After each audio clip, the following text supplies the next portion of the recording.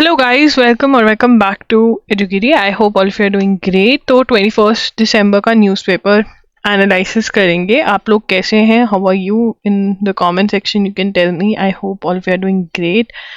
Good evening everyone. चलिए start करते हैं आज का सेशन.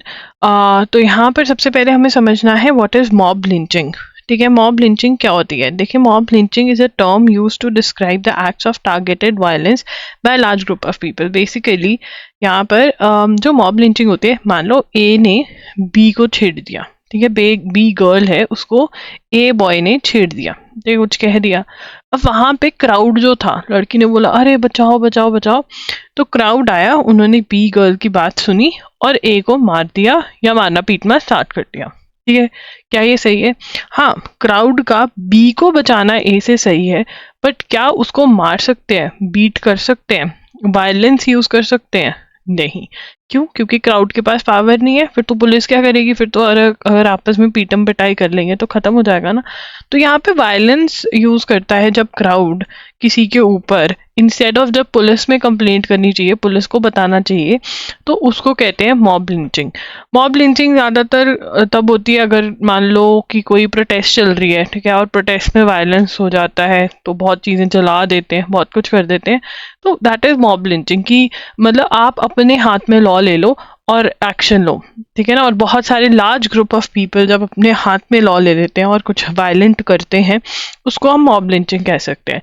तो हम मॉब लिंचिंग के बारे में क्यों पढ़ रहे हैं? क्योंकि मॉब लिंचिंग अब लोकसभा में तो ये बिल पास हो गया है, राज्यसभा में पास हो जाएगा तो ये एक लॉ बन जाएगा एंड हमें फॉलो करना पड़ेगा. पनिशेबल है, death sentence, punishable bye death sentence, death. ठीक है, ये कर दिया गया है. तो चलिए, अब क्रिमिनल लॉज मैंने कल कहा था कि यार पिछले वाले लॉज में से निकाल के देख लेना, बट लोकसभा में पास हो गए तो बहुत ही इंपॉर्टेंट है.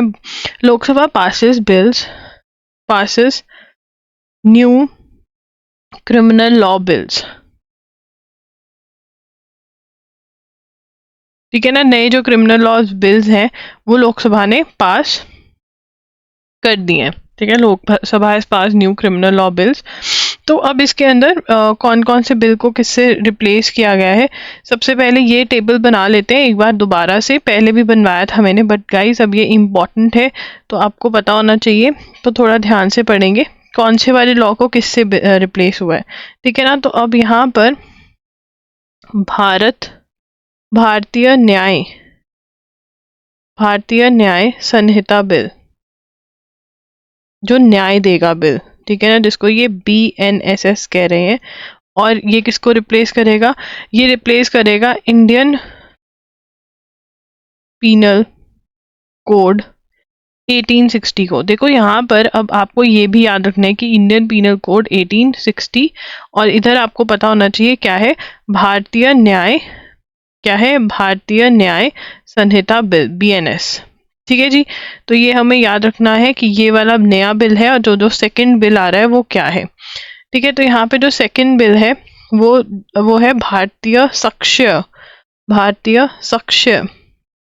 क्या तुम इतने सक्षम हो कि एविडेंस दे सकते हो? तो साक्ष्य बिल, जिसको BSS बोल रहे हैं. ठीक है, और ये रिप्लेस करेगा इंडियन एविडेंस एक्ट को.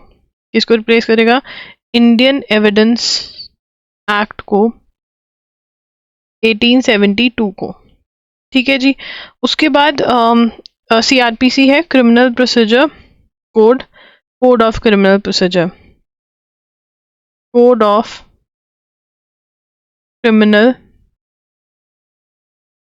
Procedure, that is 1898. ठीक है ना. तो अब इसके अंदर बिल कौन सा है?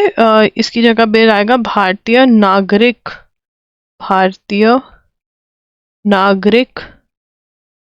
सुरक्षा संहिता बिल, BNSS. क्या मैम ये हमें याद करने हैं? यस, ये हमको याद करने हैं. This is very very important. सक्षम करेंगे एविडेंस एक्ट, न्याय करेगा कौन सा? Indian penal code. ठीक है, सुरक्षा करेगा हमारी कोड ऑफ क्रिमिनल प्रोसीजर. अब थोड़ा थोड़ा मैं डिस्कस कर दूंगी कि ये जो लॉज हैं ये एक्चुअल में करते क्या है, बहुत ही बेसिक डिस्कशन होगी, ठीक है ना, ज़्यादा डिटेल में हमको जाने की ज़रूरत नहीं है, तो मैं जाऊंगी भी नहीं, ठीक है ना। जब हम इंडियन पीनल कोड की बात करते हैं तो इंडियन पीनल कोड के अंदर डेफिनेशंस दी होती हैं, डिफाइन करते हैं, डिफाइन क्राइम, ठीक है ना, डिफाइन करते हैं क्राइम को कि भाई अगर ये हुआ है तो डेफिनेशन ऑफ क्राइम हमको इंडियन पीनल कोड में मिलता है। एविडेंस के अंदर कैसे डॉक्यूमेंट्स कौन से सबमिट हो सकते हैं, ठीक है ना, एविडेंस क्या है, तो नेम इटसेल्फ ही बोल रहा है कि ये डॉक्यूमेंट हो सकता है, ये ऐसे होगा, तो वो है कोड ऑफ क्रिमिनल प्रोसीजर, ठीक है। यहाँ पर प्रोसीजर डिफाइन हो रहा है, मतलब ये वाले में प्रोसीजर डिफाइन होगा कि बेल कैसे होगी, इन्वेस्टिगेशन कैसे होगी, पुलिस क्या करेगी, ये सारे प्रोसीजर तरीका कैसे होगा वो यहाँ पर डिफाइन होता है। तो ये थोड़ा थोड़ा आपको पता होना चाहिए। तो यस, ये टेबल आपको याद होना चाहिए, वेरी इंपॉर्टेंट, यहाँ से क्वेश्चन आपको आ सकता है, तो मैं ग्रीन में इसको मार्क कर रही हूँ, इम्पॉर्टेंट। देखो मैं इम्पॉर्टेंट जब मार्क करवाती हूँ वो क्यों करवाती हूँ, किसी दिन ऐसा दिन हो कि आपका पेपर है, आपने शॉर्ट नोट्स नहीं बनाए हैं और आपके पास कम टाइम है, तो आप एटलीस्ट ये इंपॉर्टेंट वाले जो है वो रिवाइज कर जाओ, ठीक है। तो मैं उम्मीद करती हूँ आप अपने नोट्स में भी ये कलरफुल पेन्स जो हैं वो यूज़ करके मार्क कर रहे होगे, ठीक है। अब यहाँ पर देखते हैं क्या बोल रहे हैं ये। The Lok Sabha on Wednesday pass 3 amended bills that seek to repeal and replace criminal laws which date back to colonial times. Why replaced, क्यों रिप्लेस करें, तो ये क्वेश्चन भी हमसे स्टेटमेंट्स में पूछा जा सकता है कि भाई जो पुराने क्रिमिनल लॉ के बिल्स थे वो क्यों रिप्लेस करेंगे। क्यों, मुझे in the chat section anybody interested, कोई बता सकते हैं क्यों रिप्लेस करें, अच्छे तो थे, हो तो रहा था काम, क्यों रिप्लेस करे, क्योंकि वो कॉलोनियल एरा के थे। कॉलोनियल एरा वर्ड यूज कर सकते हैं, ब्रिटिश एरा यूज कर सकते हैं, मतलब जब ब्रिटिशर्स हम पे रूल करते थे ये बिल तब से आया था। अब यहाँ पे मैं बार बार एक चीज आपको लिखवा रही हूँ, वो है कि आईपीसी किसने ड्राफ्ट किया था, ड्राफ्टेड बाय, ठीक है, लॉर्ड मैकॉले। किसने बनाया था IPC, Indian penal code, Lord Macaulay. तो ये आपको पता होना चाहिए, ये पीवाईक्यू है, बहुत ही इंपॉर्टेंट है हर एग्जाम के लिए। तो हमें पता चल गया why replaced. This criminal law reforms brings terrorism offences into a general crime law for the first time, drops the crime of sedition and makes mob lynching punishable. तो यहाँ पर इन्होंने एक बेसिक सा हमें आइडिया दे दिया है कि ये लॉ क्या करता है, ठीक है ना। ये जो लॉ है क्रिमिनल लॉ रिफॉर्म जो है, इसके अंदर क्या हुआ है, तो हम लिख सकते हैं criminal law reform, criminal law reform क्या करा है इसने, सबसे पहले वो कहते, सबसे पहले defines brings terrorism, terrorism offences into general crime law. तो पहले जनरल क्राइम लॉ के अंदर टेररिज्म नहीं डिफाइंड था, ठीक है ना, रेप डिफाइंड था, टेररिज्म नहीं डिफाइंड था, बट टेररिज्म भी गलत है और जनरल लॉ में आना चाहिए, ठीक है ना। उसके बाद drops crime of sedition, drops crime of sedition. Sedition क्या है, गवर्नमेंट के अगेंस्ट हेट्रेड जागरूक करना, ठीक है, उसको सेडिशन बोलते हैं। सेडिशन के बारे में हमें एक चीज पता होनी चाहिए, पेंडिंग इन कोर्ट, ठीक है ना, supreme court case pending as of now, section 124A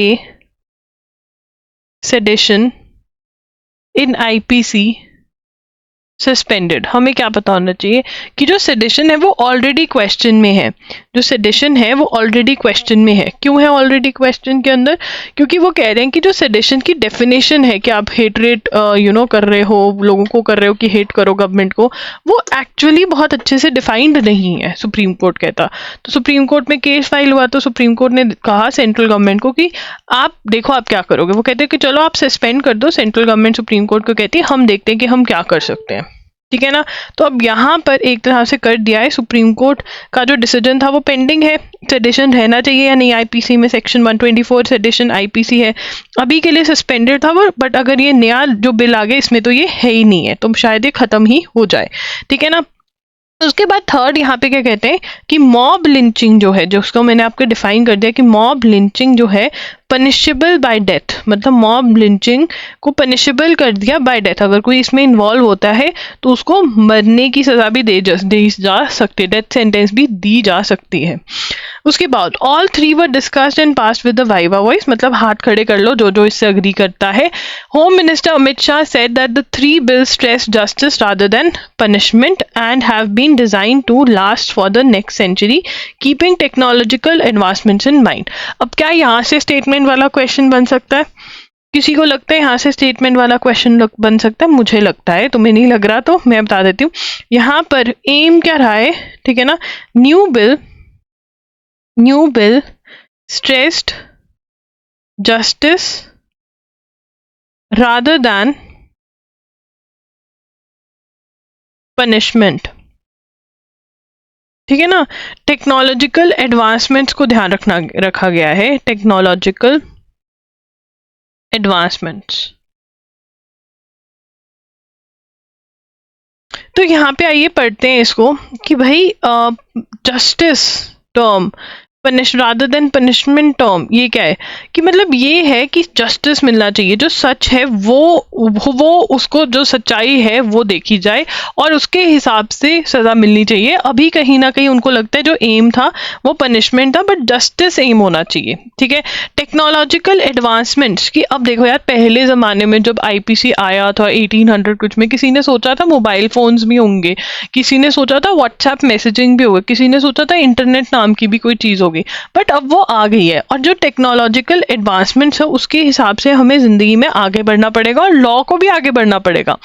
this is a pure Indian law after removing all the British imprints. तो यहाँ पे अगर मेरे से रीजन पूछा था पेपर में कि क्यों भाई नया क्या लेकर आने की जरूरत थी, तो हमें पता है कि ब्रिटिश लॉ वाला जो पार्ट था वो हमको रिमूव करना था, विच विल एक्सक्लूड। अब यहाँ पर moved an amendment to BNSS। BNSS क्या है?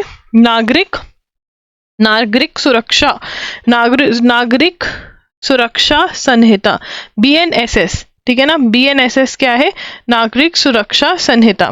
सुरक्षा मतलब CRPC, BNSS CRPC है। एक बार दोबारा चेक कर लेते हैं क्योंकि मेरे को भी अभी ये रट्टा मारना पड़ेगा। BNSS नहीं, IPC है, गलती कर दी मैंने, न्याय संहिता, सॉरी IPC। तो IPC के अंदर क्या करते हैं वो? IPC बोल रहा है which will exclude doctors from criminal prosecution for death due to medical negligence and will make hit and run accident cases punishable by 10 years imprisonment. अब ये दो चीजें नई और IPC में ऐड करी गई हैं, ठीक है। किसके अंदर? BNSS, जिसको हम IPC के इक्वेट करते हैं, मतलब डिफाइन करता है लॉ यहाँ पर। तो विच will exclude doctors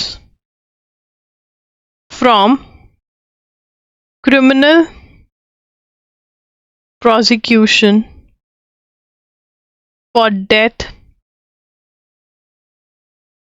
due to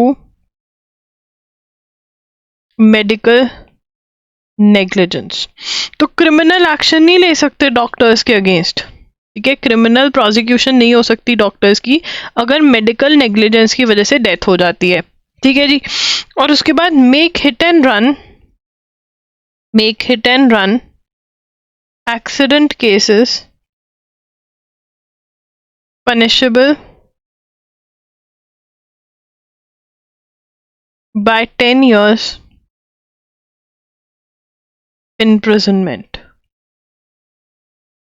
ठीक है ना। तो यहाँ पे दो चीजें बता दी, हिट एंड रन, किसी को हिट कर दिया, एक्सीडेंट हो गया और फिर भाग गए, ठीक है। हिट एंड रन में इम्प्रिजनमेंट कितनी कर दी? 10 years। हिट एंड रन में इम्प्रिजनमेंट कितनी कर दी? 10 years इम्प्रिजनमेंट कर दी।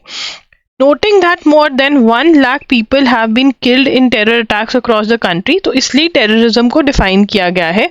Define terrorism including it as a separate category in the general crime law. तो टेररिज्म को डिफाइन कर दिया गया, ये हमने ऑलरेडी पढ़ लिया है।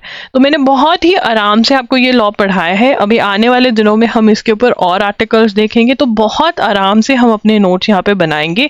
अगर हम धीरे से पढ़ेंगे इस चीज़ को तो हम बहुत आराम से क्लास में ही बहुत सारी चीज़ें ऑब्वियसली लर्न कर पाएंगे, बट रिविजन बहुत इंपॉर्टेंट है। भारतीय न्याय सेकंड संहिता बिल इंडियन पीनल कोड की जगह आएगा। ये मैंने तुम्हें कोड टेबल बनवा दिया है, ठीक है ना, टेबल ये मैंने तुम्हें बनवा दिया है। India will definitely look into Pannun assassination bid. तो यूएसए ने बोला कि भाई हमारे यहाँ का तुम मारने की कोशिश कर रहे थे, तो मोदी जी ने बोला कि ठीक है, अगर आपके पास कुछ है तो हम फॉर श्योर देखेंगे। और यहाँ पे टुवर्ड्स दी एंड वाले पैराग्राफ में हमें बताया गया है कि क्वाड जो है, जो जनवरी में होनी थी 2024 के अंदर, अब वो जो है वो एंड ऑफ जनवरी 20 मतलब एंड ऑफ 2024 के अंदर होगी क्वाड, ठीक है, मतलब लेट होगी, later date next year reschedule हो गया।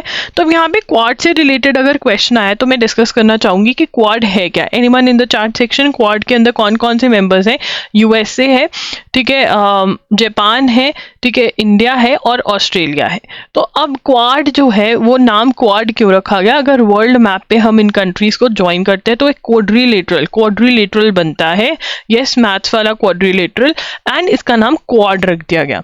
और 2024 के अंदर इंडिया जो है वो क्वाड होस्ट करेगा, ठीक है, India is going to host Quad. 2023 में ये ऑस्ट्रेलिया में होनी थी बट हुई नहीं, इंस्टेड ये जापान में ही G7 के साथ हो गई थी, ठीक है ना। तो ये स्टोरी भी आपको पता होनी चाहिए 2023 की, 2024 में इंडिया में हो रही है। अब क्यों ये लेट हो रही है? क्योंकि मिस्टर बाइडन जो है वो न्यू दिल्ली विजिट करेंगे रिपब्लिक डे सेलिब्रेशंस के लिए, मतलब ये चीफ गेस्ट बनेंगे रिपब्लिक डे सेलिब्रेशंस के लिए। तो वो कहते हैं कि मैं 2 बार 1 महीने में शायद नहीं आ पाऊंगा, तो आप आगे कर दीजिए इसको, ठीक है। उसके बाद former Vice President M. Hamid Ansari, former Supreme Court Judge Justice Madan B. Lokur, former Jammu and Kashmir Governor N. Vora and Rajya Sabha MP Manoj Kumar Jha releasing former Union Law Minister Ashwani Kumar, A Democracy in Retreat Revisiting the End of Power at the India। तो अब यहाँ पर सिर्फ book का नाम लिखेंगे, इतने सारे जो ये इनकी मतलब रीयूनियन हो रही है, ठीक है, वो हमने नहीं, वो हमारे काम की नहीं है। हमें सिर्फ और सिर्फ बुक का नाम एंड ऑफ पावर, ठीक है जी, इन्होंने लिखी है। चलिए अब इसके अंदर क्या है? Union law minister Ashwani Kumar, ठीक है, इन्होंने लिखी है बुक बाय, बस। उसके बाद railway academy told to hand over assets to Gati Shakti Vidyalaya, ये लिखेंगे railways, ministry of railways directed national academy of Indian railway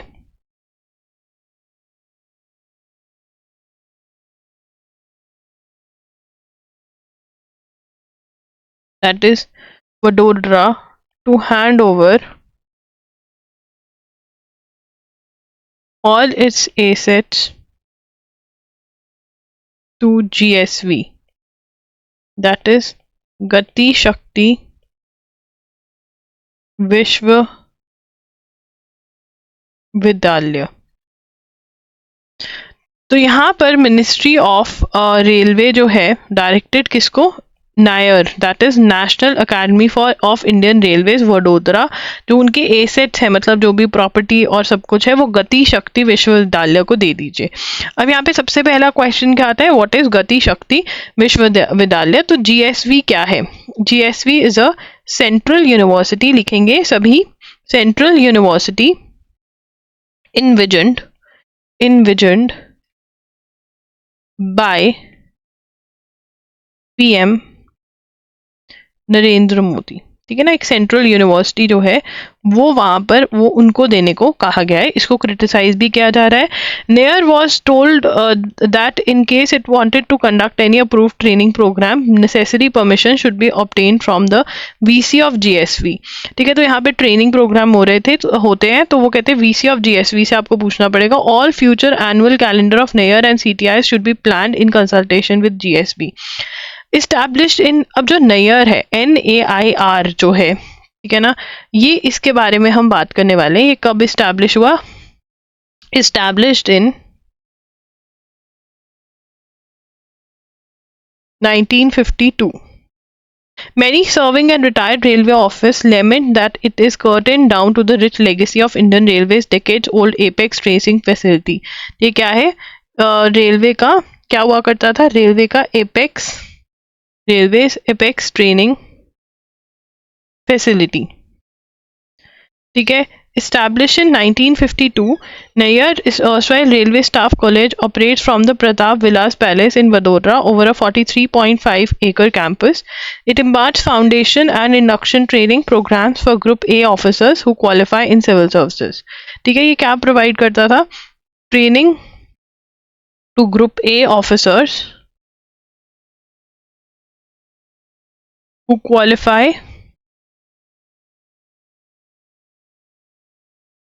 civil services. ठीक है जी. उसके बाद यहाँ पर ये सब वो कर रहे हैं कि गलत किया ये वो. तो यहाँ पर ये क्वेश्चन जो है थोड़ा इम्पॉर्टेंट है, सब स्पेशली NAIR की फुल फॉर्म जो मैंने आपको यहाँ पे लिखवा दिया, national academy of Indian railways, कब इस्टेब्लिश हुई, क्या करते हैं यहाँ पर, कौन से ऑफिसर्स ट्रेन होते हैं, ये सारा इम्पॉर्टेंट है. और अब किसको चला गया और वो क्या है. ठीक है, तो ये इम्पॉर्टेंट छोटा सा ही है बट यहाँ पे बहुत सारे पॉइंटर्स हैं. उसके बाद आगे चलेंगे. Mimicry act was to defame. तो राज्यसभा में मिमिक्री हुई, मतलब कॉपी करा. किसको? वाइस प्रेसिडेंट को. जगदीप धनकर है इंडिया के वाइस प्रेसिडेंट. ठीक है, किसने करा? तृणमूल कांग्रेस के MP कल्याण बनर्जी. तो यहाँ पे हम लिख लेंगे Trinamool Congress MP Kalyan Banerjee mimicking Rajya Sabha chairman and vice president Jagdeep धनकर. अब यहाँ पे सबसे पहला क्वेश्चन कि भाई हमारे इंडिया के प्रेसिडेंट कौन है, वाइस प्रेसिडेंट कौन है? जगदीप धनकर. जो वाइस प्रेसिडेंट होते हैं वो राज्यसभा के चेयरमैन होते हैं, तो जगदीप धनकर राज्यसभा के चेयरमैन भी हुए. उनकी मिमिक्री कर रहे थे कौन? तृणमूल कांग्रेस MP कल्याण बनर्जी. ठीक है, मुझे ना लोकसभा और राज्यसभा ऐसे लगने लगे हैं जैसे नर्सरी UKG LKG के छोटे छोटे बच्चे नहीं होते हैं, वो कुछ भी करते हैं, फिर उसकी उनकी PTM होती है तो पेरेंट्स को टीचर्स बताते हैं कि ये कर रहे हैं, वो सेम हो रहा है. और Congress leader Rahul Gandhi was scene filming the incident. मतलब हाँ, मुझे वही लग रहा है, छोटे बच्चों वाला हिसाब हो गया इनका बेचारों का ना, मतलब वहां पर एटमोस्फियर ऐसा हो गया है. चलो, debarring Donald Trump.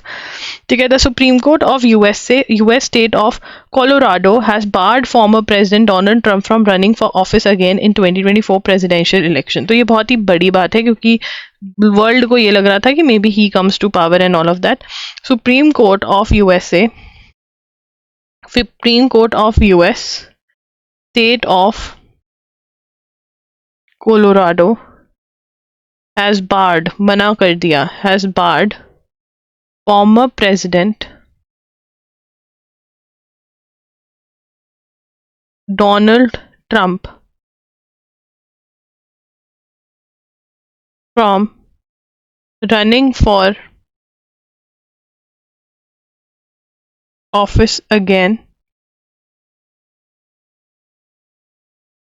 in 2024 presidential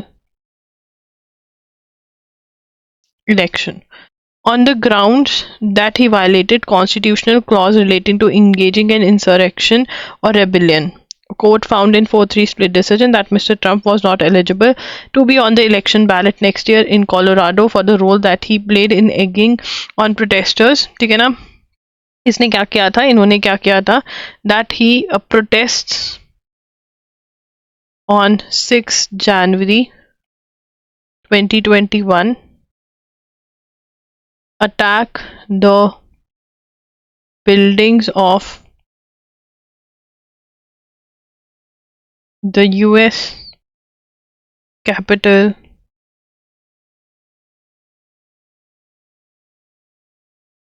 in Washington, ठीक है ना। तो यहाँ पर इन्होंने मतलब प्रोटेस्ट करी थी अगेंस्ट द इलेक्शन रिजल्ट्स, ठीक है। उन्होंने ये भी बोला था presidential incumbent Joe Biden and unproven allegation of election fraud link to ballot voting, if it is ironic that a similar post civil war logic might apply to mister Trump now for his role in seeking to block the peaceful transfer of power to presidential, ठीक है ना, block peaceful transfer of power to next. Joe Biden के पास power चली गई थी, he was in power, तो protest करवाई, ठीक है, कैपिटल एरिया के अंदर, ठीक है, अटैक ऑन द बिल्डिंग्स, ठीक है, ब्लॉक पीसफुल ट्रांसफर करा, ठीक है। तो ये सब कुछ जो है ये भी लगाया गया कि जो मशीन्स है वो ख़राब है, जैसे इंडिया में करते हैं वैसे ही। मतलब ये बस पता है मुझे ऐसा लगता है बाहर के लोग जो थे ना, ये जब तक इंटरनेट नहीं आया था तब तक हमें लगता था इंडिया में बैठे हुए कि कितने समझदार हैं, और जो हमारे लोग बाहर रहते हैं जब वो यहाँ आते थे वो कहते थे अरे वहाँ पे तो बहुत साफ सफाई है, और हमें लगता था हम तो इतना गंद डालते हैं इंडिया के अंदर, हमें तो बिल्कुल ही अकल नहीं है। बट अब पता चल रहा है कि जो यहाँ पर होता है वो वहाँ पर भी होता है। एंड अगर वहाँ पर साफ सफाई है बहुत सारे एरियाज में, तो बहुत सारे एरियाज में साफ सफाई नहीं है, जो कि हमें अगेन इंटरनेट से पता चल रहा है। एंड अगर वहाँ पे साफ सफाई है तो उसके बहुत बहुत स्ट्रिक्ट लॉज हैं। इसका बहुत ही अच्छा एग्जाम्पल ये है कि इंडिया के अंदर जहाँ पर भी स्पीडोमीटर्स लग गए हैं कि गाड़ी अगर तेज चलाओगे तुम्हारे घर पर चलाना जाएगा, ठीक है, वहाँ पर गाड़ियाँ जो बहुत ही स्नेल की स्पीड पे चलने लगी हैं। इसका मतलब ये है कि जहाँ जहाँ पर पैसा लगने लग जाता है लोगों का कि भाई अगर तू ये करेगा ये गलत है और इसके अगर पैसे देने पड़ेंगे, तुझे फाइन देना पड़ेगा, तो हर कोई सही हो जाता है, चाहे वो इंडियन हो, अमेरिकन हो, यूरोपियन हो। तो यही एक बात समझ में आती है, ना वो ज़्यादा समझदार है और ना ही हम ज़्यादा समझदार है, हर किसी को पैसे से ना बहुत ज़्यादा प्यार है, ये समझ में आता है। तो वहाँ पे जहाँ पे कैच कर लेते हैं ना पैसे वाली बात को, बस वो फिर हो जाता है। उनको ये स्ट्रैटेजी पहले समझ में आ गई, हमको थोड़ी लेट समझ में आई है, या फिर लॉज जो हैं अब आ रहे हैं उसके अकॉर्डिंग। अब्देल फतेह अल सीसी जो इजिप्शियन प्रेसिडेंट हैं captured power through a military coup in 2013. Winning a re-election was the easy part. In Egypt's presidential elections, sitting presidents always win with huge margins. अब ये मतलब क्या कहना क्या चाह रहे हो अदर कि भाई कुछ उल्टा करते हैं। तो अब्देल फतेह, ये मुझे भी नहीं पता था, आज ये फैक्ट पता चला कि अब्देल फतेह अल सीसी जो हैं, जो इजिप्ट के प्रेसिडेंट हैं, उन्होंने कू के थ्रू पावर में आए थे। चलो फिर भी देश को सही तरीके से थोड़ा बहुत तो संभाल ही रहे हैं, बट यहाँ पे ऑर्डर ना खुश हैं तो वो पढ़ लेंगे हम। इजिप्शियन प्रेसिडेंट कैसे पावर कैप्चर करी थी? Captured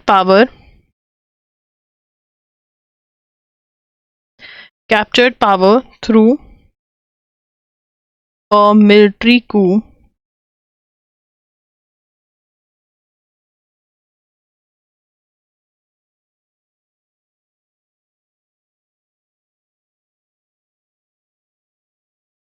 winning re-election in 2023. कू क्या होता है? कू कू कू कू क्या होता है कू? कू is the forcefully overthrowing government in power. जो गवर्नमेंट इन पावर है उसको फोर्सफुली फेंक देना, ठीक है ना, दैट इज व्हाट इज कू, ठीक है। The together part however is that, मतलब यहाँ पे पता चलता है कि बहुत सारी प्रॉब्लम्स हैं, जियो पॉलिटिकल क्राइसिस हो रखे हैं वहाँ पे, इकोनॉमिक स्ट्रगल है वहाँ पर इजिप्ट के अंदर, ठीक है ना। जब मतलब ही Sisi toppled Egypt's freely elected president, Sisi toppled Egypt's freely elected president Mohamed Morsi, ठीक है ना। ये फ्रीली इलेक्टेड था, लोगों ने इलेक्ट किया था, इन्होंने कू करके फोर्सफुली ओवरथ्रोइंग गवर्नमेंट इन पावर। किसने फेंका बाहर? इसने फेंका, अब्देल फतेह अल सीसी ने, जो कि अब दोबारा से पावर में आ गए 2023 में। 2013 में इन्होंने कू किया था, ठीक है जी। तो ये है, उसके बाद आगे चलेंगे। अब यहाँ पर ना ये जो नोट्स बनने वाले हैं बहुत ही कमाल के बनने वाले हैं, कोप से लेकर पहले सारा कुछ करके फिर वापस आएंगे यहाँ पर। Ministry science deal for 6 offshore patrol vessels. देखिए ये जो कोप वाला है, COP वाला, ये वैसे तो हमने सारे के सारे pointers over the time cover करने हैं अपने नोट्स में, बट यहाँ पर एक एडिटोरियल ऐसा है जहाँ पर हमारे सारे पॉइंटर्स एक साथ कवर हो रहे हैं। तो अगर आप एक साथ वाले नोट्स बनाना चाहते हैं तो बना लीजिएगा, नहीं तो आप एंड में क्लास छोड़ सकते हैं पहले ही। ठीक है। The defence ministry signed a contract with Mazagon Dockyard Shipbuilders Mumbai for procurement of 6 next generation offshore petrol vessels for the Coast Guard। ठीक है, तो लिखेंगे defence ministry signed a defense ministry signed a contract with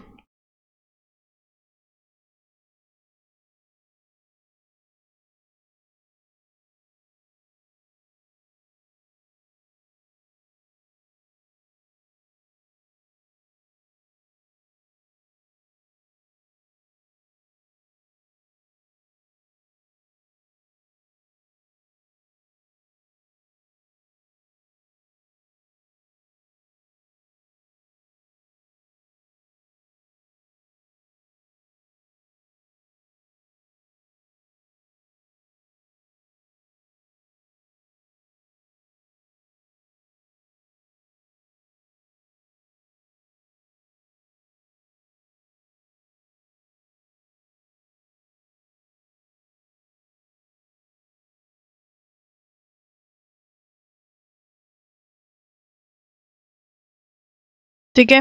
तो यहाँ पर ये हुआ है, of the 6 vessels being procured, 4 would be replaced the existing aging vessels and the other 2 would augment the Coast Guard fleet. These modern and high ships will play a critical role.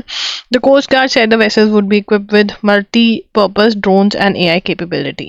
ठीक है, तो हमें सिर्फ इसको star बनाना है और कुछ भी नहीं, बेसिक सा क्वेश्चन है। तो टेलीकॉम बिल जो है वो पास हो चुका है। ठीक है, तो लोकसभा पासेस टेलीकॉम बिल 2023। ठीक है जी, लोकसभा पासेस टेलीकॉम बिल 2023। अब हमें पता है कि ये रिप्लेस कर रहा है इंडियन टेलीग्राफ एक्ट को। ईयर बता दो जल्दी से, ईयर बता दो इन द कमेंट्स। अब इसमें क्या क्या होने वाला है, ठीक है, क्या क्या चीजें जो हैं ये लोग लेकर आए। The bill seeks to reform and simplify the regulatory and licensing regime for telecommunications. यहाँ से स्टेटमेंट बेस्ड क्वेश्चन निकल सकता है। कौन कौन मानता है? मैं मानती हूँ। कौन कौन है मेरे साथ? बिल सीक्स टू रिफॉर्म लिखेंगे, bill seeks to reform and simplify the regulatory and licensing regime for telecommunications and remove bottlenecks in creating telecom infrastructure. मतलब जो बहुत सारे लाइसेंसेस लेने होते थे उसकी जगह अब 1 या 2 जो है अप्रूवल्स चाहिए होते हैं। ठीक है, it also allows the government to temporarily take control of telecom service in interest of national security. allows government to temporarily take control of telecom services in interest of national security and provide a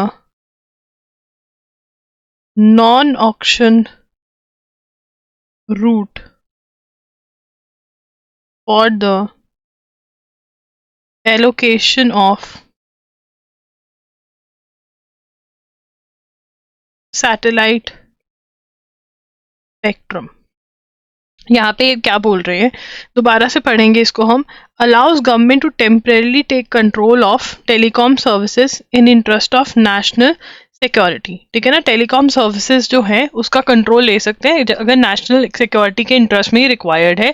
provide a non auction route for allocation of satellite spectrum. Satellite spectrum जो Elon Musk का concept है, ठीक है, नहीं Elon Musk का नहीं, satellite internet है वो। सैटेलाइट स्पेक्ट्रम, सैटेलाइट के थ्रू ही हमारे घर में ये सर्विसेज पहुंच पाते हैं, जियो ये सब की घर में भी और कहीं पर भी खड़े होकर हम यूज कर रहे हैं फोन, वो सैटेलाइट की देन है। तो उसकी नॉन ऑक्शन रूट को भी एक डिफाइन किया गया है। पहले ऑक्शन होता था इतने में ले लो इतने में ले लो, तो नॉन ऑक्शन रूट भी है। The telecom bill 2023 provides a mechanism to exercise the right of way for linked telecom infrastructure in public as well as private property. Right of वे कि जो बिछाना है तार, आपने देखा होगा इंटरनेट फाइबर आया हर जगह, खड्डे खड्डे खोद दिए जियो और एयरटेल वालों ने। भरने भी होते हैं, भरते तो ये है नहीं, ठीक है, बट हाँ राइट ऑफ वे जो है वो डिसाइन किया। The central government may provide for measures to protect users such as requiring prior consent to receive specified messages and creation of do not disturb register. ठीक है, तो यहाँ से क्या होगा, डू नॉट डिस्टर्ब रजिस्टर, ठीक है, measures to protect users such as requiring prior consent to receive specified messages and create do not disturb register. Authorization will be also be required from the central government to establish and operate telecommunications networks, provide telecommunication services or possess radio equipment. Spectrum will be allocated through auction except for specified entities and purposes. मतलब वैसे spectrum auction के through होगा, but satellite spectrum without auction वाला भी point जो है वो किस चीज़ें में रखा गया है। जहाँ पर 100 लाइसेंस लेने पड़ते थे वहाँ आप सिंपल ऑथराइजेशन चाहिए रहेगी। ठीक है, इंटरसेप्ट करेंगे मतलब गवर्नमेंट जो है चेक कर सकती है, इंटरसेप्ट कर सकते चीज़ें। सिक्योरिटी, तो यहाँ पे लिखेंगे telecommunication may be intercepted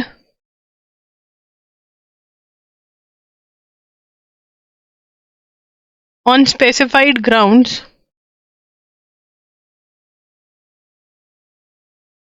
including security of the state, public order or prevention of offences. Telecom services may be suspended on similar grounds.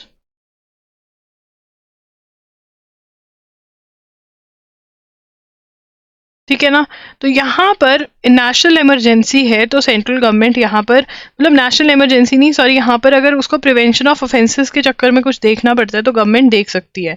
On the occurrence of any public emergency including disaster management or in the interest of public safety, the central government or a state government or any other officer authorized in this behalf by the central government or state government, if that it is necessary or expedient so to do by notification, take temporary possession of any telecommunication. ठीक है ना, temporary possession of telecommunication by central government or state government in case of any public emergency। ठीक है ना, now be presented in Rajya Sabha. तो ये हमारे पास यहाँ से स्टेटमेंट बेस्ड क्वेश्चंस निकल सकते हैं, तो ये अच्छे से ध्यान से पढ़ लेना क्लास के बाद। Sports Ministry on Wednesday put its stamp of approval on the nomination for the annual sports award confirming the prestigious खेल रत्ना। यहाँ पे खेल रत्ना अवार्ड मिलेगा, ठीक है। अब यहाँ पे हम देख लेते हैं खेल रत्ना फॉर 2023 किसको मिल रहा है, तो लिख लेंगे खेल Ratna.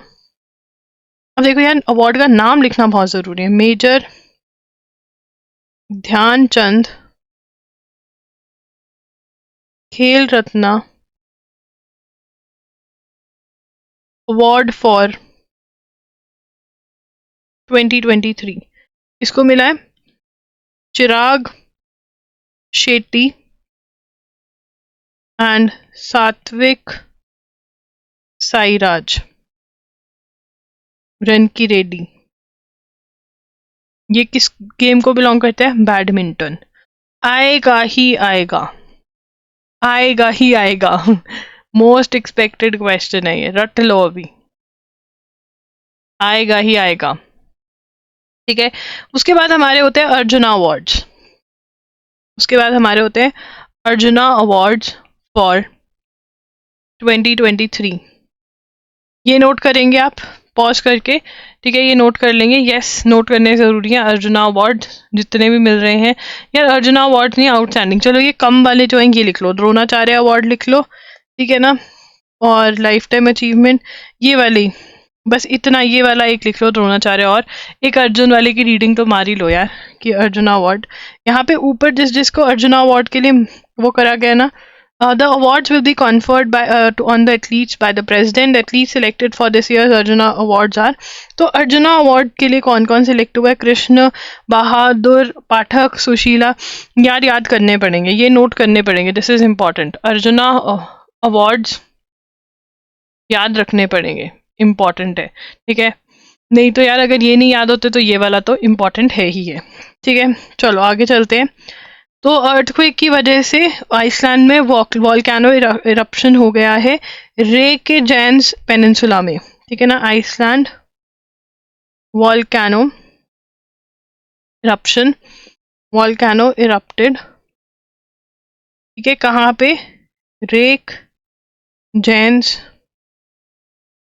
Peninsula. EU reaches a deal to reform bloc's migration laws।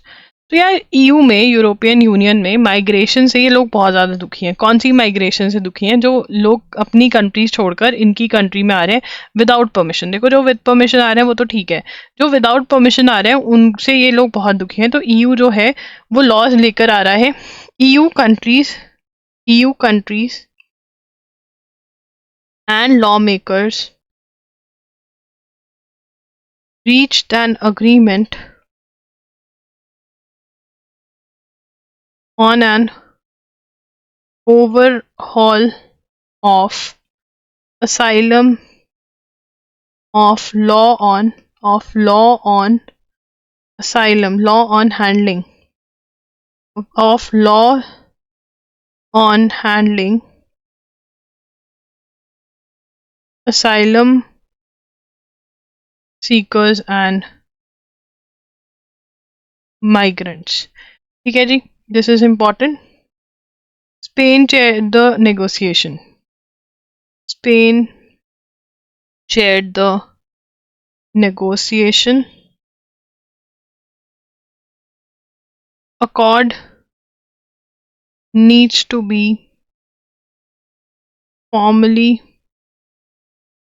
approved by European Council representing 27 EU member countries and European Parliament before it enters the bloc's law books। ठीक है ना, तो मतलब parliament, European council, European parliament से approval चाहिए रहेगा। But हाँ, इस चीज़ पे डिस्कशन जो है चल रही है, ठीक है ना। यूके के अंदर कौन से वाला कहाँ पे भेज रहे हैं? वो रवांडा। वो अप्रूव हो गया या नहीं? क्या हो रहा है उसका, कौन बताएगा? अभी डिस्कस किया था मैंने। हमास के जो लीडर हैं, ठीक है, वो कहाँ पहुँचे हुए? इजिप्ट, ठीक है। तो दोबारा से एक्सचेंज ऑफ होस्टेजेस जो है उसका डिस्कशन हो सकता है, तो वहाँ गए हुए हैं, तो पता होना चाहिए बस, अभी नोट कुछ नहीं करना। फिनलैंड के जो कोन एलिवेटर इंडिया है, ठीक है ना, एस्केलेटर्स बनाएंगे। विल स्टार्ट मैन्युफैक्चरिंग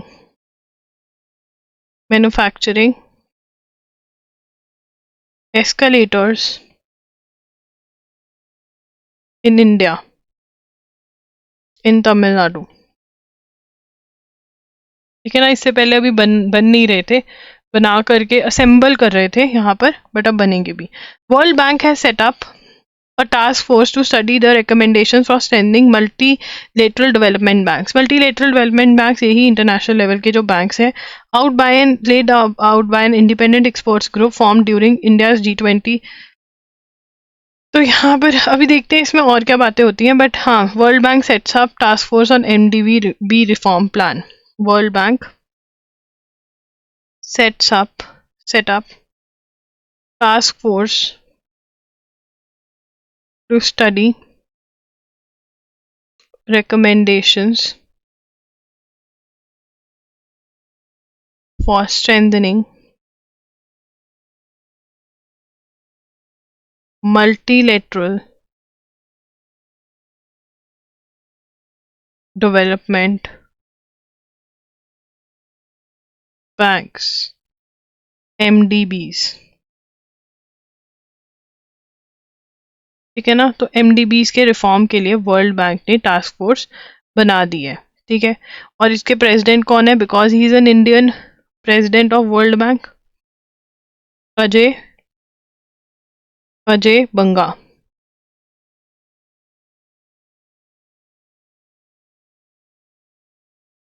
ठीक है. उसके बाद आगे चलेंगे. साहित्य अकादमी अवार्ड भी आज ही आ गए हैं. ठीक है ना. Sahitya Akademi award announces Tamil author Raja Shekharan, Devi Bharathi, Telugu writer T Patanjali and Malayalam writer R among those name for Sahitya Akademi awards 2023. ठीक है. तो लिखेंगे साहित्य अकादमी अवार्ड्स 2023 किसको मिले हैं? Tamil author Raja Shekharan, Devi Bharathi, Telugu writer T Patanjali Sastry, Malayalam writer E V Ramakrishnan. ठीक है ना. इनको ये अवार्ड मिले हैं. अब ये किस किस को? In the English language category Neelam Saran Gour has been selected for her novel this, and in Hindi category Rajeev has been named for his novel this. 9 books of poetry, 6 novels, 5 short story, and 1 literary study have won the awards. The awards recommended by the jury. The awards are given to books first published during the 5 years immediately preceding the year of award, that is between 27 to 2021.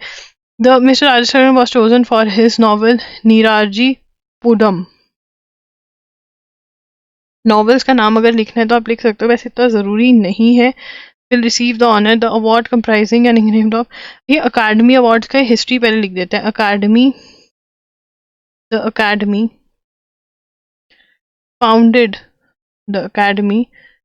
founded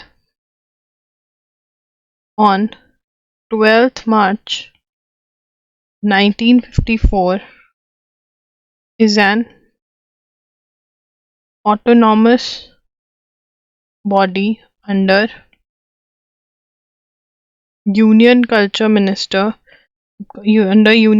Ministry and is dedicated to the promotion of literature in Indian languages. ठीक है. The ब्रॉस करवाइजर so and so. ठीक है. यहाँ पर अगर आपको ये लिखना है scholar award for his collection of essays, मेरे ख्याल से अगर आप इतना भी याद कर जाते तो बहुत इंपॉर्टेंट है, बहुत ही बढ़िया होगा. ये भी मोस्ट एक्सपेक्टेड है. ठीक है. ये लो ग्रीन से लिख दिया, हमारी जो जैसे हम कर रहे हैं. New criminal bills have provision for time bound probe. Time bound. ठीक है. अब हम कहते हैं ना कि इतने साल हो गए जस्टिस ही नहीं मिला, लोग मर गए. ठीक है. उनको जस्टिस नहीं मिला बेचारों को, तो ऐसा नहीं होगा. आप कह रहे हैं हमारे होम मिनिस्टर. देखते हैं क्या कहते हैं. Union home minister Amit Shah in Lok Sabha on Wednesday said that after the implementation of the new criminal law bills, there would be a uniform justice system throughout the country. Uniform justice system मतलब same justice system होगा, same justice system, same justice system throughout the country. ठीक है. The minister said the proposed laws were victim centered and fixed the accountability of the police. ठीक है ना. Laws were proposed law क्या है, proposed laws were victim centric. जो victim कौन है, जिसके साथ बुरा हुआ है, जिसके साथ गलत हुए हैं, and fix the accountability of the police. Fix the accountability of police. ठीक है. He said an independent director of prosecution would be appointed at the district and state levels. Independent director of prosecution would be appointed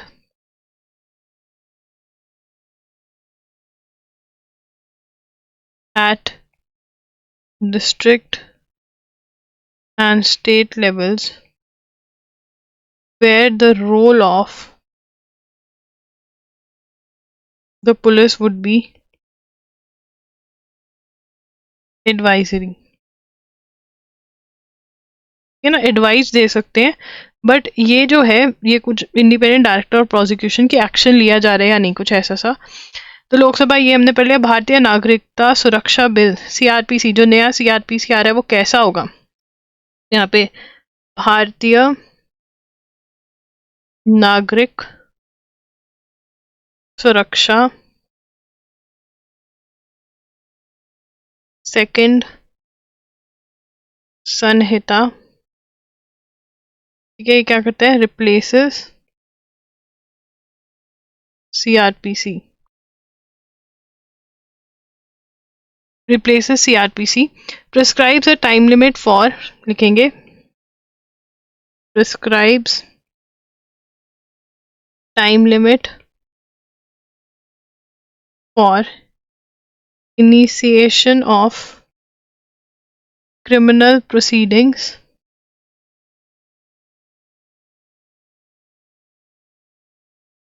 arrest, investigation, filing of charge sheet, and proceedings before the magistrate, which is aimed at speedy delivery of justice and a high conviction rate. अगर हम इसको दोबारा पढ़ेंगे, जो कि हम पढ़ेंगे, prescribes time limit for initiation of criminal proceedings. ये नहीं कि इन्वेस्टिगेशन चली जा रही है, ट्रायल पे पहुंचा ही नहीं, कोर्ट तक केस पहुंच ही नहीं रहा है क्योंकि इन्वेस्टिगेशन खत्म नहीं हो रही है. स्पीडी होगी, टाइम लिमिट होगा इसमें, अरेस्ट का भी टाइम होगा, investigation, filing of chargesheet, proceedings before magistrate, जज के आगे प्रोसीडिंग कब तक स्टार्ट हो जानी चाहिए, speedy delivery of justice and high conviction rate. Conviction मतलब प्रूवन गिल्टी. आज की डेट में हमने अभी रिसेंटली एक केस पढ़ा था जिसके अंदर कोर्ट ने, मतलब बहुत सारे ऑर्डर्स ने कहा कि सुप्रीम कोर्ट की कोर्ट ने, मुझे याद नहीं कौन से कोर्ट ने कहा था, sorry don't remember, but court ने बहुत सारे केसेस के अंदर एक्विटल किया था, जिसके अंदर सरेआम पता चल रहा था कि हाँ कुछ तो गलत हुआ है. ठीक है, रेप केसेस होते हैं उसके अंदर हम देखते हैं कि एक्विटल हो गया, बट रेप तो हुआ था, किया था इसी नहीं, बट कहीं ना कहीं इन्वेस्टिगेशन में दिक्कत थी, प्रॉब्लम थी, प्रूव ही नहीं हो पाया क्योंकि इन्वेस्टिगेशन ढंग से नहीं करेगी. तो शायद वो अब ठीक हो जाए. ठीक है ना. Time bound procedure have been added to 35 clauses. The first information report has to be registered. ये लिखेंगे the first information report, the first information report, the first information report FIR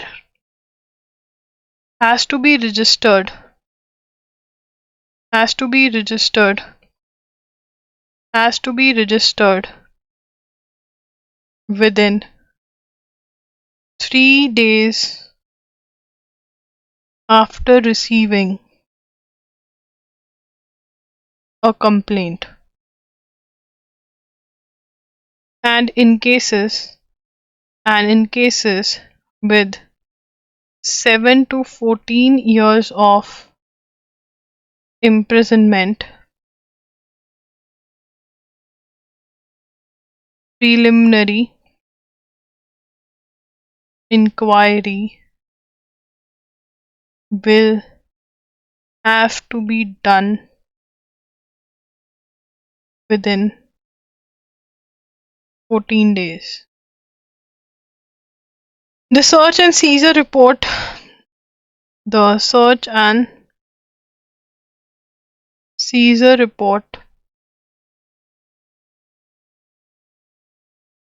will have to be sent to court within 24 hours. Earlier, there was no limit for medical examination for rape victims, no time limit. Now the medical report will be submitted to court in rape victims. Medical report will be submitted to court within 7 days. The minister said charges would have to be filed within 90 days and magistrate would have to take cognizance within 14 days, and the framing of charges should be done within 60 days from the first date of hearing. Trial in absentia has been introduced for the first time. तो यहाँ पर ये भी note करेंगे, charge would have to be filed within 90 days and magistrates would have to take cognizance within 14 days and framing of charges should be done within 60 days from the date of first hearing. तो ये सारे के सारे timelines हमें याद करने पड़ेंगे और ये पास हो जाता है. Trial in absentia has been introduced, मतलब कोई हाजिर ही नहीं हो रहा है कोर्ट के आगे तभी ट्रायल स्टार्ट हो जाएगा. Trial in absentia has been introduced for the first time.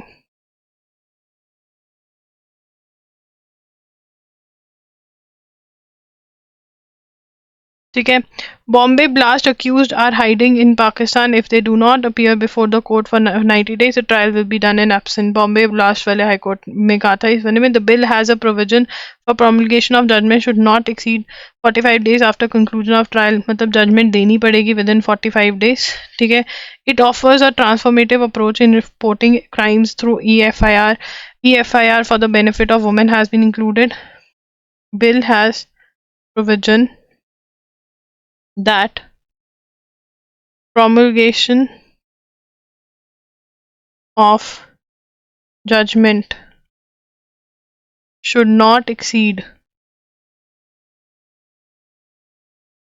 45 days after the conclusion of trial in any criminal court. 45 days trial खत्म हो गया, जजमेंट देनी पड़ेगी. ठीक है. तो this is what it is. So guys, अगर आप जाना चाहते हो, आप हमारे लेक्चर्स बाय करना चाहते हो, then you can go to loggery.in. वहाँ पे आपको हमारे लेक्चर्स मिल जाएंगे. ये करंट अफेयर्स के वीडियो लेक्चर्स हैं, ये मंथली लेक्चर्स हैं. इनका सबसे बड़ा बेनिफिट यही है कि आप 7 to 8 आवर्स का कंटेंट कंज्यूम करते हैं ना, आपका फुल मंथ प्रिपेयर हो जाता है. ठीक है ना. यहाँ पर आपको क्लास लेक्चर्स तो मिलते ही मिलते हैं, प्लस वीडियो लेक्चर्स तो मिलते ही मिलते हैं वीडियो फॉर्मेट में, प्लस आपको डिजी नोट्स भी प्रोवाइड कर दिए जाते हैं। जो ये नोट्स हैं ये पॉइंटर फॉर्मेट के अंदर है, और जहाँ से मैं पढ़ा रही हूँ वो भी पॉइंटर फॉर्मेट है। आपको अंडरस्टैंडिंग भी होगी क्योंकि मैं आपको एक्सप्लेन कर रही हूँ। यस, मैं ही वो क्लासेस ले रही हूँ, प्लस आपको नोट्स तो मिल ही रहे हैं, एंड नोट्स मिल रहे हैं तो आप रिवाइज और लर्न भी कर सकते हैं। क्लास में मैं बहुत कोशिश कर रही हूँ कि आपको जो टर्म्स याद करनी है वो टर्म्स याद करवा दूँ, ठीक है। उसके बाद आपके पास डेली नोट्स है, ये वाले डेली नोट्स आपको ₹100 में मिल जाते हैं। अगर आपको अपने नोट्स कंप्लीट करने हैं तभी ये लीजिए। मैं कहूँगी रिवीजन के लिए अगर इन्वेस्ट करना है तो यहाँ पे करिए, या जीरो से प्रिपेयर करना है तो कोई भी एग्जाम के लिए करंट अफेयर्स प्रिपेयर करना है तो लेक्चर्स बेस्ट हैं। उसके बाद मॉक टेस्ट हमने अब आपके लिए रिलीज कर दिए हैं। महाराष्ट्र सीईटी 3 इयर्स के भी आ गए हैं लॉ के, और 5 इयर्स के भी रिलीज कर दिए हैं, ठीक है। And CUET PG please check, अभी अभी मैंने नए मॉक टेस्ट अपलोड करे हैं। ये जो है ये DU LLB के लिए है, BHU LLB के लिए है, ठीक है, और COQP 11 जिसका कोड है, ठीक है। उसके बाद हमारे पास मॉक टेस्ट है स्लैट के, ठीक है। तो स्लैट के जो कि लॉ एंट्रेंस एग्जाम है 5 इयर्स लॉ का, पुणे, नोएडा, सिम्बाइसिस के लिए, ठीक है, हैदराबाद, नागपुर के लिए, तो उसके भी मॉक टेस्ट आ गए हैं, तो you can check it out. And उसके लिए आप loggery.in ज़रूर विजिट करें। चलिए स्टार्ट करते हैं। अब जो हमारा एक पॉइंट रह गया था उसको कवर करेंगे फटाफट से, कोप वाला। थोड़ा सा टाइम लगेगा, बट अगर आपने पहले नोट्स बनाए हुए हैं, आपको लगता है नहीं मुझे ज़रूरत नहीं है, तो आप you can leave it also, but मैं सजेस्ट करूँगी कि बना लो, ठीक है। तो कोप के बारे में बात कर रहे हैं, तो यहाँ पे कोप, ठीक है, अच्छे से नोट्स बनाते हैं कोप के। वन लास्ट टाइम वाला सीन, ठीक है। ये क्या था, 28th सेशन था, session of conference of parties, ठीक है ना। ये क्या है, annual convening of countries signatory to UNFCC, that is United Nations Framework Convention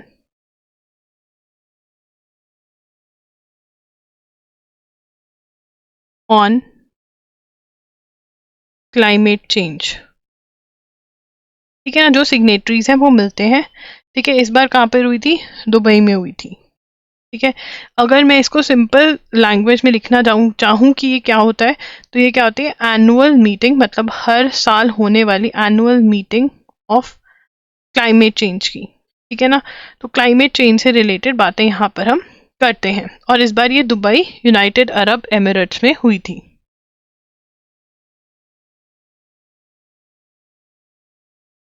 ठीक है। अब इसके बाद आगे चलेंगे। यहाँ पर concrete steps, high expectations that countries would take concrete steps to address climate crisis, जो क्लाइमेट चेंज आ रहा है उसके को एड्रेस करने के लिए क्या स्टेप्स लेंगे, ठीक है ना। फॉलोइंग स्टेप्स दिखेंगे, फॉलोइंग स्टेप्स, तो फॉलोइंग स्टेप्स लिखने की जरूरत नहीं है, अब हम पॉइंट वाइज चलेंगे, ठीक है। नंबर 1, इसके बारे में बात करें यहाँ पर, लॉस एंड डैमेज फंड के बारे में, लॉस एंड डैमेज फंड के बारे में, ठीक है ना। लॉस एंड डैमेज फंड को और क्या बुलाते हैं, LND फंड भी बुलाते हैं, ठीक है। अब लॉस एंड डैमेज फंड क्या है, अग्रीमेंट रीच दैट, पिछली कोप पे agreement reach that COP 27, that was last year 2023 वाली कोप के अंदर, सॉरी 2 में, ठीक है। It was dedicated to negotiations on fund management and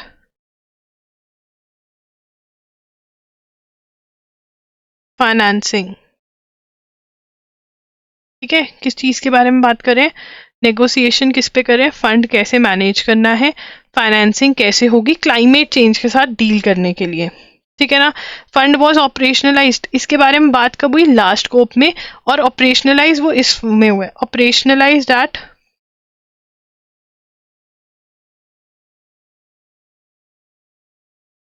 कोप 28, ठीक है। हाउएवर ओनली अ मेगर, अब यहाँ पर ये बात करें कितना पैसा इकट्ठा हुआ, कितना पैसा इकट्ठा हुआ, $790 मिलियन प्लेज किया कंट्रीज ने, $790 मिलियन हैज बीन प्लेज्ड, ठीक है। सो फार डिस्पाइट, ये कॉर्पस जो बनाना है कितने पैसे चाहिए, despite the corpus requiring $100 billion, ठीक है, to more than $400 billion a year, इतना चाहिए और अभी पास में भी नहीं पहुंचा है, ठीक है ना। यूएस जो सबसे high, US the largest historical emitter committed only $17.5 million, कितना दिया उसने, सिर्फ 17.5 मिलियन। और यहाँ पे एक और point, world bank designated to oversee and administer the fund, ठीक है, ओके, समझ में आ गया। तो यहाँ पर क्या है बेसिकली, ये COP27 में कहा गया है लॉस एंड डैमेज फंड होना चाहिए, क्योंकि क्लाइमेट चेंज से अगर डील करना है तो बहुत चीज़ें हैं, पैसे चाहिए। अगर आपका अभी इलेक्ट्रिसिटी आप डीजल के ऊपर या कोल यूज करके बना रहे थे, और अगर आपको विंड और सोलर यूज करना है तो उसको चेंज करने के लिए पैसा चाहिए। ये पैसा कहाँ से आएगा, कंट्रीज इकट्ठा कर रही है, ये फंड यहाँ पर स्टार्ट कर दिया गया, ऑपरेशनलाइज कर दिया गया, इतना पैसा इकट्ठा हुआ, यूएस ने इतने पैसे दिए, और इसको फंड को अभी संभाल कौन रहा है, वर्ल्ड बैंक संभाल रहा है स्टार्टिंग के लिए, ठीक है। उसके बाद सेकेंड पॉइंट यहाँ पर क्या है, ग्लोबल स्टॉक टेक, इसके बारे में भी हमने बहुत बार बात कर ली है, ग्लोबल स्टॉक टेक के बारे में, ठीक है। ग्लोबल स्टॉक टेक के बारे में ये क्या कह रहे हैं, ठीक है, फर्स्ट ग्लोबल स्टॉक टेक, ठीक है, COP28 saw first global stock take, जिसको ये क्या बोल रहे हैं, जीएसटी, इसको ये क्या बोल रहे हैं, जीएसटी, ठीक है। अब फर्स्ट ग्लोबल स्टॉक टेक है, इनेबल अदर कंट्री, जीएसटी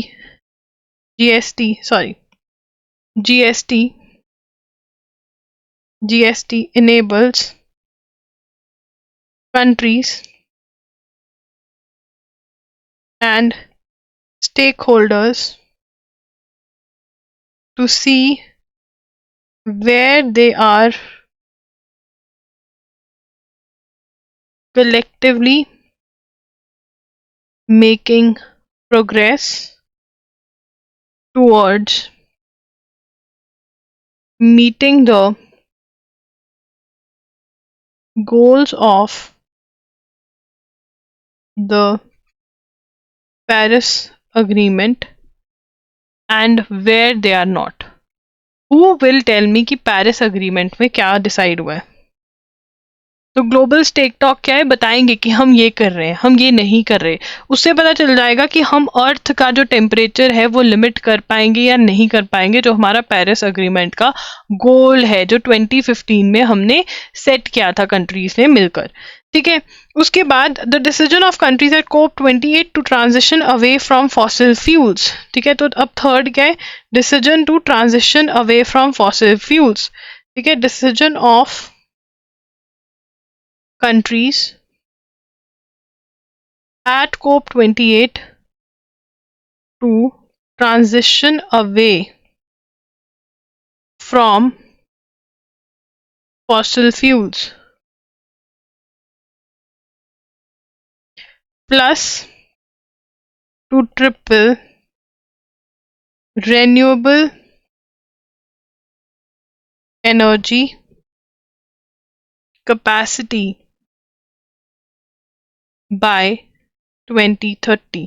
देखो यार, यहाँ से क्वेश्चन बहुत ज़्यादा एक्सपेक्टेड है कि एक तो टर्म यूज़ करी ट्रांजिशन अवे, कि हम धीरे धीरे क्या करेंगे, अभी तो हम फॉसिल फ्यूल्स यूज़ कर रहे हैं जिसकी वजह से फुल पॉल्यूशन हो रहा है, कोल, डीजल, पेट्रोल और भी पेट्रोलियम प्रोडक्ट्स फुल यूज़ हो रहे हैं। अब हम पहले जाएंगे थोड़े से कम वालों पे ताकि एनर्जी की कमी भी ना हो, ठीक है ना। अगर मैं आज कह रही हूँ कि अर्थ का टेम्परेचर, क्लाइमेट बढ़ रहा है, हम सब आने वाली समर्स में एसी नहीं यूज़ करेंगे, हो जाएगा, चल पड़ेगा, नहीं, हमें एनर्जी तो चाहिए। अगर गवर्नमेंट उनको एनर्जी नहीं देगी, लोग अपनी एनर्जी खुद बनाने लग जाएंगे, डीजल लगा लेंगे, डीजल के जनरेटर्स लग जाएंगे, तो सिक्योर एनर्जी तो देनी पड़ेगी, है ना। तो इससे अच्छा क्या है कि आप पहले कम पे चले जाओ, जो कम पॉल्यूशन करते हैं, और फिर आप बिल्कुल क्लीन पे चले जाओ। तो ट्रांजिशन धीरे धीरे हो सकता है, ठीक है। और इन्होंने क्या किया, triple renewable energy capacity by 2030। Again ये 2030 वाला जो पॉइंट है ये बहुत इंपॉर्टेंट है, यहाँ से क्वेश्चन बन सकता है, तो लिख लो, ठीक है। उसके बाद more than 20 countries also place the triple, more than, अब यहाँ पे अलग से पॉइंट है,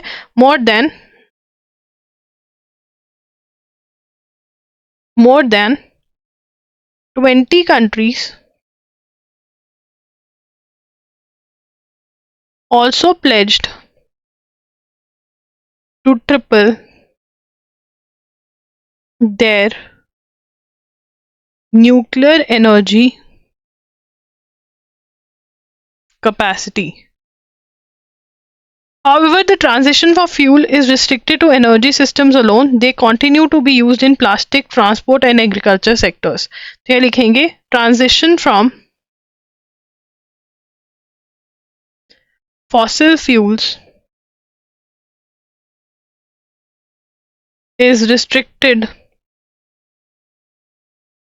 to energy systems alone.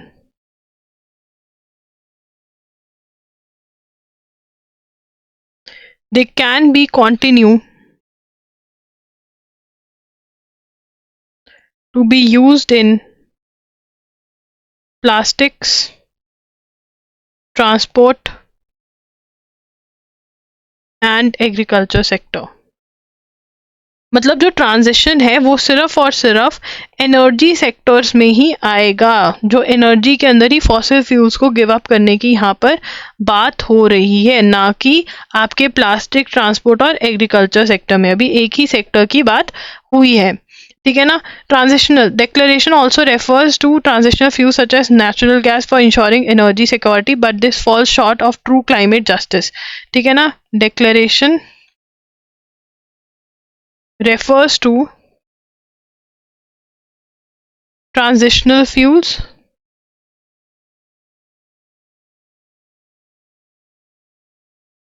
such as natural gas for ensuring energy security, for ensuring energy security, ठीक है ना। मतलब नेचुरल गैस का यूज कर सकते हो, वो एक ट्रांजिशनल फ्यूल इन्होंने बताया कि थोड़ा कम पॉल्यूशन करता है। Further while the declaration called the for accelerated climate mitigation, it alluded to unproven and risky technology such as carbon capture and storage, ठीक है। It unproven and risky technology, मतलब ये वाला अलाउ किया गया है यहाँ पर, ठीक है ना। मतलब लोग carbon capture, the former enables technologies such as carbon capture, storage, CCS and carbon removal are being talked about, ठीक है ना। जिसके अंदर कार्बन कैप्चर स्टोरेज क्या है, permanently storing emissions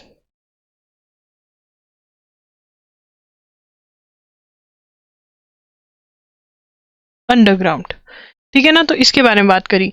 the transition to sustainable practice, the green climate fund receive fresh support of $3.5 billion, allowing it to finance adaptation mitigation projects in vulnerable regions. तो ये अलग है, ये लिखेंगे green climate fund received fresh support of $3.5 billion, allowing it to finance adaptation and mitigation projects in vulnerable regions. ठीक है. Additional $188 million pledged to the adaptation fund. New partnership between public and private sectors were forced to mobilize. The COP28 presidency. और एक और point यहाँ पर है, $188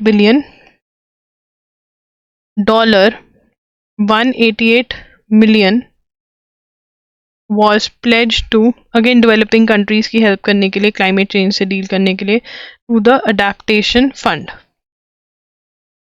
ठीक है ना. COP28 की प्रेसिडेंसी में क्या हुआ? COP28 presidency also introduced Alterra.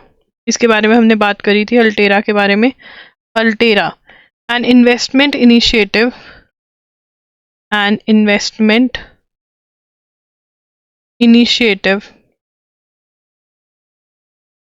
with an ambitious goal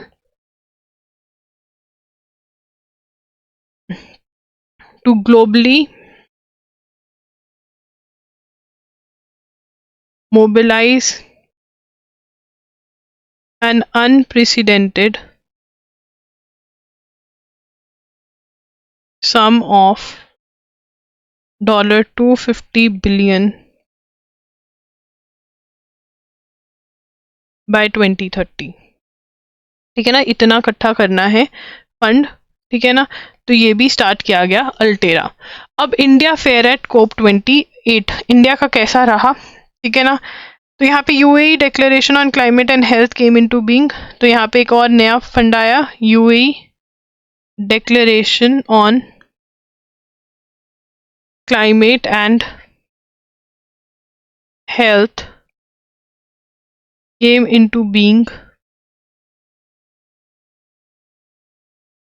at COP28 through partnership of COP28 presidency with the World Health Organization. ठीक है ना, तो यहाँ पे हमें पता चला कि पार्टनरशिप किसकी हुई है, कोप की और वर्ल्ड हेल्थ ऑर्गेनाइजेशन की क्या होगी है, पार्टनरशिप होगी है, जो हेल्थ पे काम करेंगे, क्योंकि क्लाइमेट चेंज जो है वो हेल्थ को भी बहुत ज़्यादा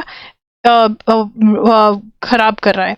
the declaration signed by 123 countries have committed to, ये लिखेंगे, declaration signed by 123 countries has collectively committed $1 billion to address the growing climate health crisis. ठीक है, उसके बाद emissions, India's emissions still growing.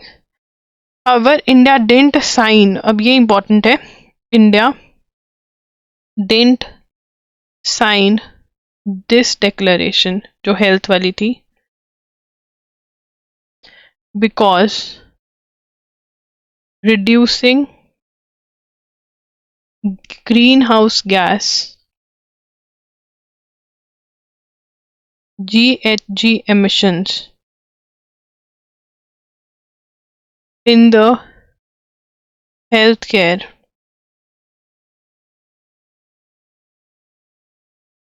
health sector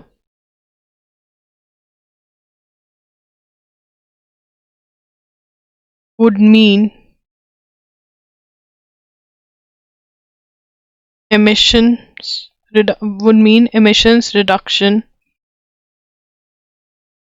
from gases used for cooling. ठीक है ना, और इंडिया का हेल्थ सेक्टर अभी भी ग्रो कर रहा है. India health sector still growing. ठीक है, तो इंडिया ये अभी बंद नहीं कर सकता. ठीक है ना, इंडिया के पास इतनी हिम्मत अभी नहीं है. उसके बाद किसके बारे में बात करी? उसके बाद हमने बात करी यहाँ पर ग्लोबल मीथेन प्लेज के बारे में, ग्लोबल मीथेन प्लेज के बारे में। ठीक है, अब ये लॉन्च कहाँ पर हुई थी? लॉन्च एट COP26, ठीक है ना? ठीक है, received renewed attention at COP28 with climate and clean air coalition becoming the new secretariat and partners of the pledge, announcing more than $1 billion in new grants to fund projects to reduce methane emissions from agriculture waste and gas sectors. More than 150 countries signed the pledge. यहाँ पर more than 150 countries signed the pledge to reduce methane pollution. यहाँ पे India ने दोबारा sign नहीं किया, क्यों? India isn't a signatory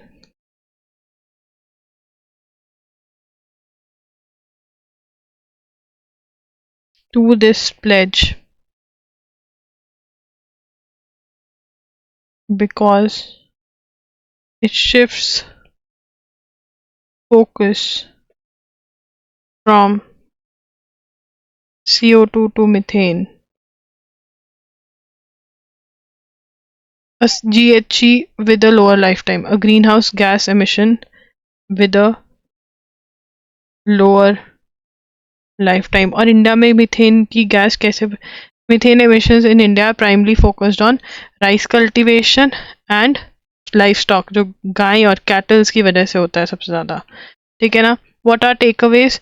COP28 outcomes had a lot of first, health, climate and health, acknowledgement of the role natural-based solutions of biodiversity, ठीक है? However, some challenges different between development countries remain to be addressed, ठीक है?